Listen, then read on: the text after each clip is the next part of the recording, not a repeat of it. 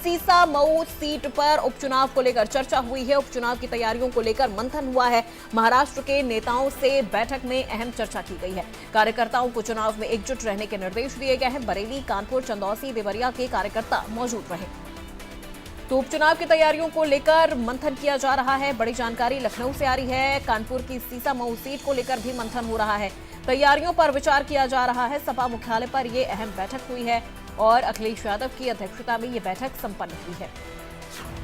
कार्यकर्ताओं को चुनाव में एकजुट रहने के निर्देश दिए गए हैं। सपा मुख्यालय पर यह अहम बैठक। समाजवादी पार्टी कार्यालय में बैठक के साथ ही महाराष्ट्र में पार्टी को विस्तार देते हुए कई लोगों की पार्टी में ज्वाइनिंग कराई गई है। देखिए संवाददाता मोहम्मद शबाब की ग्राउंड रिपोर्ट। 10 सीटों पर होने वाले उपचुनाव के साथ ही साथ दूसरे राज्यों में विधानसभा चुनावों को लेकर के भी समाजवादी पार्टी पूरी कमर कसे हुए है। आज इसी कड़ी में अखिलेश यादव ने राजधानी लखनऊ के पार्टी मुख्यालय पे बड़ी बैठक बुलाई। इस बैठक में कानपुर और बरेली मंडल के नेताओं के साथ ही साथ महाराष्ट्र में समाजवादी पार्टी की चुनावी हकीकत को जानने के लिए एक बड़ी बैठक का आयोजन किया गया। इसमें तमाम नेताओं को महाराष्ट्र में समाजवादी पार्टी की इकाई के साथ ज्वाइनिंग कराई गई। महाराष्ट्र में समाजवादी पार्टी विधानसभा चुनाव लड़ना चाहती है। इसी कड़ी में महाराष्ट्र में समाजवादी पार्टी के इकलौते विधायक अबू आसिम आजमी की टीम को मजबूत करने के लिए जहां कार्यकर्ताओं की ज्वाइनिंग हो रही है, तो वहीं उत्तर प्रदेश में समाजवादी पार्टी के 10 बड़े नेताओं की एक टीम भी बनाई गई है जो महाराष्ट्र जाकर अबू आसिम आजमी के हाथ मजबूत करेंगे और महाराष्ट्र में होने वाले विधानसभा चुनाव में समाजवादी पार्टी के लिए जमीन तैयार करेंगे। इसके साथ ही साथ उत्तर प्रदेश की 10 विधानसभा सीटों के उपचुनाव में भी समाजवादी पार्टी कोई कोर कसर छोड़ना नहीं चाहती। इसी कड़ी में कानपुर और बरेली मंडल के तमाम नेताओं को आज लखनऊ बुलाया गया था। कानपुर की सीसा मऊ सीट पर उपचुनाव होना है। वहां पर प्रत्याशी के चयन, समाजवादी पार्टी की जमीनी हकीकत और तमाम बिंदुओं पर अखिलेश यादव ने फीडबैक लिए हैं। फिलहाल समाजवादी पार्टी हरियाणा और महाराष्ट्र के विधानसभा चुनावों के साथ ही उत्तर प्रदेश के बाई इलेक्शन में भी पूरी तैयारियों में जुटी हुई है। कैमरा पर्सन दीपक के साथ मोहम्मद शबाब, इंडिया न्यूज, लखनऊ। और इसी खबर पे ज्यादा जानकारी के साथ संवाददाता मोहम्मद शबाब हमारे साथ जुड़े हैं। उनसे जानते हैं ज्यादा अपडेट इस पूरे बैठक को लेके।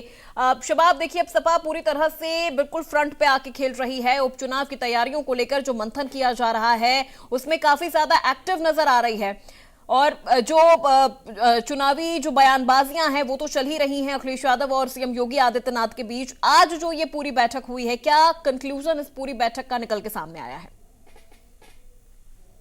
में कई बिंदुओं पर चर्चा हुई है। 3-4 टॉपिक्स थे जिन पर डिस्कशन होना था। उनमें सबसे पहले महाराष्ट्र में ज्वाइनिंग की बात थी। महाराष्ट्र से कई बड़े नेता कार्यकर्ता लखनऊ आए थे जिनको अखिलेश यादव ने पार्टी की सदस्यता दिलाई। अब ये सभी लोग महाराष्ट्र में समाजवादी पार्टी के लिए विधानसभा चुनाव में काम करेंगे। अबू आसिम आजमी चूंकि वहां पर समाजवादी पार्टी के बड़े नेता हैं और उनके ही दिशा निर्देश पर ये ज्वाइनिंग हुई है। जैसे ही ज्वाइनिंग हुई उसके बाद तमाम कार्यकर्ताओं ने अखिलेश यादव का धन्यवाद दिया और पार्टी विधानसभा चुनाव में इंडिया गठबंधन में वहां पर चुनाव लड़ना चाहती है। हालांकि ये भी आगे की रणनीति है कि समाजवादी पार्टी वहां कैसे चुनाव लड़ती है, कितनी सीटों पर लड़ती है, गठबंधन में कैसे उसका स्वरूप रहेगा, ये भी आने वाले वक्त में धीरे धीरे पता चलेगा। इसके अलावा दूसरा इंपॉर्टेंट इशू था वो था बाई इलेक्शन की तैयारियां, जिनको लेकर के अखिलेश यादव लगातार रणनीति बनाए हुए हैं। इसी कड़ी में आज बरेली और कानपुर मंडल के जो पदाधिकारी थे उनको लखनऊ बुलाया गया था। अखिलेश यादव ने बातचीत करते हुए तमाम जो 2027 की तैयारी है उनको तो जाना ही पूछा। इसके साथ ही साथ कानपुर की जो सीसा मऊ सीट है उसको लेकर के बहुत आज चर्चा में जो है वो गहमा गहमी रही, क्योंकि अभी दिनों पहले मुख्यमंत्री योगी आदित्यनाथ भी कानपुर के सीसा मऊ गए थे जहां पर उन्होंने भारतीय जनता पार्टी के लिए प्रचार किया था। हालांकि अभी चुनाव में वक्त है उत्तर प्रदेश में इन बाई इलेक्शन में, लेकिन सभी राजनीतिक पार्टियां अपना पूरा दम लगा रही हैं। सीसा मऊ सीट जो है वो समाजवादी पार्टी के खाते की सीट है। इरफान सोलंकी यहाँ से विधायक हुआ करते थे।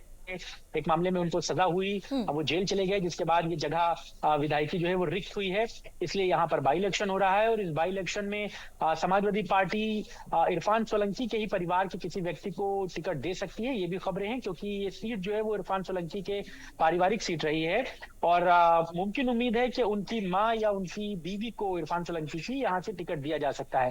फिलहाल कई बिंदु अहम थे। इसके अलावा एक चर्चा ये भी थी कि बाई इलेक्शन में जो कांग्रेस गठबंधन की बात कही जा रही है उसमें किस तरीके से चर्चा की जाए, कैसे क्या कुछ हो, क्योंकि कांग्रेस के इंटरनल रिपोर्ट 10 में से 5 सीटों पर चुनाव लड़ने की है। हालांकि समाजवादी पार्टी उनको 5 सीटें देने के मूड में नहीं है, क्योंकि अखिलेश यादव ने इनडायरेक्टली इस बात को पहले भी मना किया हुआ है। जब प्रेस कॉन्फ्रेंस एक दिन हुई थी तो उनसे ये बात पूछी गई थी कि क्या कांग्रेस 5 सीटों को मांग रही है तो क्या आप 50% हिस्सेदारी उन्हें चुनाव की देंगे। तो उन्होंने कहा कि ये कोई 50-50 बिस्किट नहीं है जिसे खा लिया जाए। तो इस बात से ये बात साफ समझी जा सकती है कि अखिलेश यादव कांग्रेस को फिलहाल 5 सीटें देने के तो बिल्कुल मूड में नहीं है, लेकिन कितनी सीटें वो देंगे इस पर सबकी निगाहें हैं। फौरी तौर पर जो जानकारी मिल रही है उसके मुताबिक समाजवादी पार्टी कांग्रेस को 2 से 3 सीटें दे सकती है। अगर 2 सीटें कांग्रेस को मिलती हैं तो उनमें गाजियाबाद और फूलपुर वो सीटें हो सकती हैं जिन पर कांग्रेस अपने प्रत्याशियों को चुनाव लड़ा सकती है। क्योंकि समाजवादी पार्टी ने कांग्रेस से भी ये बात कह दी है कि चुनाव लड़ना इंपॉर्टेंट नहीं है, आपकी सीटों पर मजबूती कितनी है, ये तमाम बातों पर डिस्कशन कीजिए, अपनी रिपोर्ट्स मंगाइए और उस रिपोर्ट्स के आधार पर सीटों के बंटवारे को देखा जाएगा। जी बैठक और कई इश्यूज पर जो है वो चर्चा रही। बिल्कुल शबाब, क्योंकि देखिए अब धीरे धीरे समाजवादी पार्टी अपना कुनबा भी बढ़ाने की कोशिश में है, महाराष्ट्र तक पहुंचने की तैयारी की जा रही है, कार्यकर्ताओं को एकजुट रहने के भी निर्देश दिए जा रहे हैं, क्योंकि ये सबसे ज्यादा मजबूत हो जाता है किसी भी पार्टी के लिए कि अगर उनके कार्यकर्ता एकता के साथ अगर वो मैदान में नजर आ रहे हैं तो सामने वाली पार्टी के लिए थोड़ा मुश्किल हो जाता है उस पार्टी को तोड़ना या उस सीट पे कब्जा कर पाना। बिल्कुल, देखिए, चूंकि लोकसभा चुनाव में जीत के बाद समाजवादी पार्टी ऊर्जा से लबरेज है। समाजवादी पार्टी ये बात को समझती है कि अगर उसे चुनाव जीतना है तो उसे बहुत मजबूती के साथ लड़ना पड़ेगा, वोटों का बिखराव ना हो। इसके लिए धरातल पर जो उनका कैडर है उसको मजबूती के साथ जमाना होगा, और सिर्फ एक वर्ग विशेष का वोट लेकर आप जीत नहीं सकते। अखिलेश यादव को ये भी बात समझ में आती है। लिहाजा फिर चाहे वो पिछड़ा हो, दलित हो, अगड़ा हो, इन तमाम जाति विशेष के लोगों को साथ लेकर के अखिलेश यादव चुनावों में जुटे हुए हैं, और इन्हीं बिंदुओं पर जो चर्चा है वो की जा रही है। ये बात लगातार अखिलेश यादव की तरफ से कही जा रही है कि जो जिताऊ कैंडिडेट है उस पर जो है समाजवादी पार्टी दांव लगाएगी। फिर वो ये नहीं देखेगी कि वो इसी परिवार का व्यक्ति है या बाहर से आया हुआ व्यक्ति है या कौन है। ये बात से साफ तौर से समझा जा सकता है कि अखिलेश यादव जीत को लेकर के किस तरीके से जो है वो जोड़ तोड़ की कोशिशों में लगे हुए हैं।